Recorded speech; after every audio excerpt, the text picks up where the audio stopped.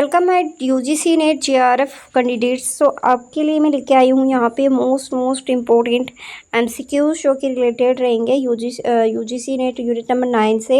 Ozone related MCQs रहेंगे और ये टारगेट रहेगा आपका जेआरएफ का। तो यहाँ पे अगर जेआरएफ आपका टारगेट है तो इस वीडियो को वॉच करना, फुल वीडियो वॉच करना। इसमें जितने भी क्वेश्चन मैं करवा रही हूँ वेरी इंपॉर्टेंट है। First question is which one of the following gas is harmful for the ozone layer. निम्नलिखित में से कौन सी गैस ओजोन लेयर परत के लिए हानिकारक है। तो इसका जो राइट आंसर है वो है CFCs, यानी कि ये जो गैस है ये ओजोन लेयर के लिए हानिकारक है। इसका थोड़ा एक्सप्लेनेशन देख लेते हैं हम।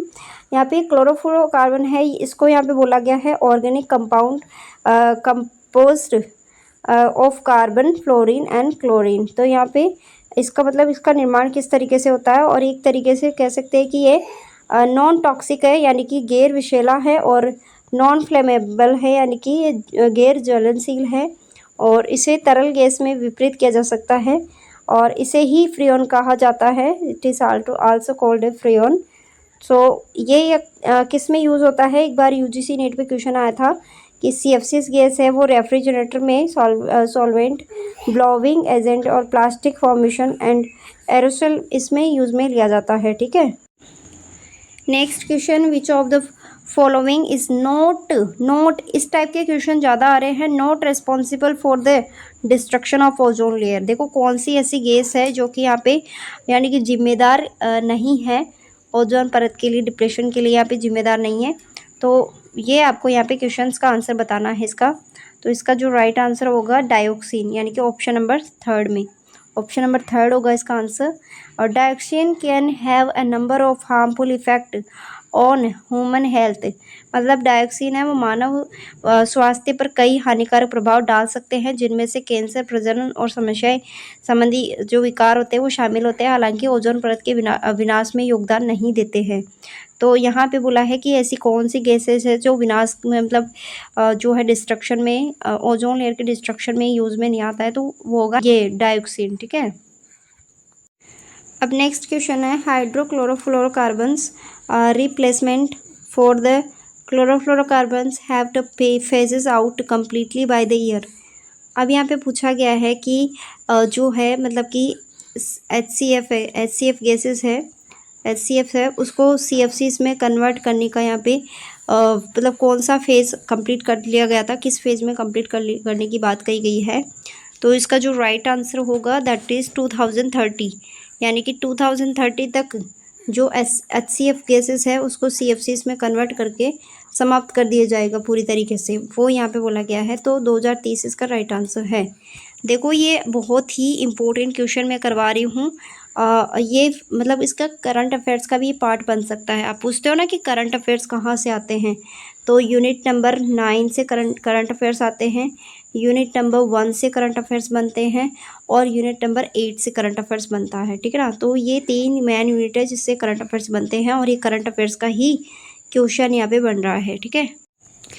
Next question, the ozone layer is primarily located in which atmosphere. अब बोला है कि ओजोन लेयर कहाँ पे यहाँ पे लोकेटेड है, कौन से एटमोसफियर पे है, तो वो भी यहाँ पे मैं आपको बता देती हूँ। ये कुछ इस टाइप से आपका जो है अर्थ एटमॉस्फेयर होता है, जिसमें आप देख सकते हो सबसे पहले आता है ट्रोपोस्फेयर आता है, सेकंड नंबर पे आता है स्ट्रेटोस्फेयर आता है, थर्ड नंबर पे आता है मेसोस्फेयर आता है। तो देखो फर्स्ट नंबर पे देखो आपकी जो एरोप्लेन्स होते हैं वो ट्रोपोस्फेयर पे चलते हैं। ठीक है ना।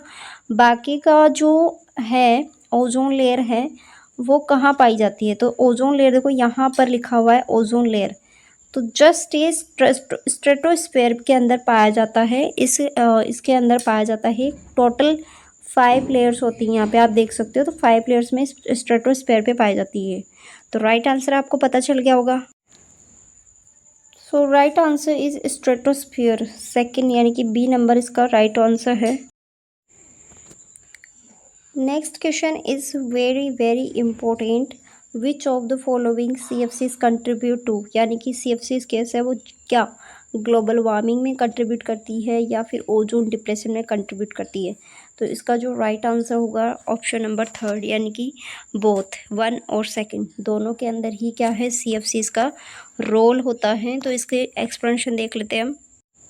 First is global warming. तो CFCs are the potent green house gases with the much higher global warming potential और कंपेयर टू कार्बन डाइऑक्साइड, यानी कि CFCs है वो बहुत शक्तिशाली ग्रीन हाउस गैसेस है जिनमें कार्बन डाइऑक्साइड की तुलना में ग्लोबल वार्मिंग की क्षमता भी बहुत अधिक होती है। देखो CO2 होता है इसके अंदर, यहाँ पर कह सकते हैं कि जो CFCs है वो CO2 से ज़्यादा है, ठीक है ना। CFCs है वो CO2 से क्या ज़्यादा है, यानी कि सबसे ज़्यादा ग्लोबल वार्मिंग किससे होता है, CFC से होता है, ठीक है। They trap heat in the earth atmosphere contributing to the green house effect और हैंस टू ग्लोबल वार्मिंग। वे पृथ्वी के वायुमंडल के गर्मी को रोकते हैं जिससे ग्रीन हाउस प्रभाव इसलिए ग्लोबल वार्मिंग पे योगदान देता है, ठीक है ना। क्या करते हैं ये, वायुमंडल में गर्मी को रोकते हैं जिससे कि ग्रीन हाउस प्रभाव और ग्लोबल वार्मिंग को योगदान देता है, ठीक है। Next is contribute to CFCs to environmental issues, यानी कि इन्वायरमेंटल पर्यावरणीय संबंधी मुद्दों में CFCs का योगदान किस तरीके से है। तो क्लोरोफ्लोरोकार्बन से वो किस तरीके से बनता है, compounding with the containing carbon, fluorine, chlorine और फ्लोराइन, ठीक है ना, इनसे बनता है। और इस आल्सो नोन एज ग्लोबल, यानी कि क्या है, दोनों ही रोल अदा करते हैं ग्लोबल वार्मिंग और ओजोन लेयर में। और अपनी स्थिरता के कारण, यहाँ पर अपनी स्थिरता के कारण CFCs लंबे समय तक वायुमंडल में बने रहते हैं, पर्यावरणीय समस्याओं के महत्वपूर्ण योगदान देता है। Next question, ozone layer protection is an important environment initiative undertaken all over the world. Select the reason that led the protection of ozone layer, यानी कि ओजोन परत संरक्षण दुनिया भर में की जाने वाली एक महत्वपूर्ण पर्यावरणीय पहल है। ओजोन परत के संरक्षण के लिए कारण का चयन करें। तो ओजोन का परत है उसको संरक्षण के लिए यहाँ पे कौन सा कारण है जो कि अभी दुनिया भर में अपनाया जा रहा है।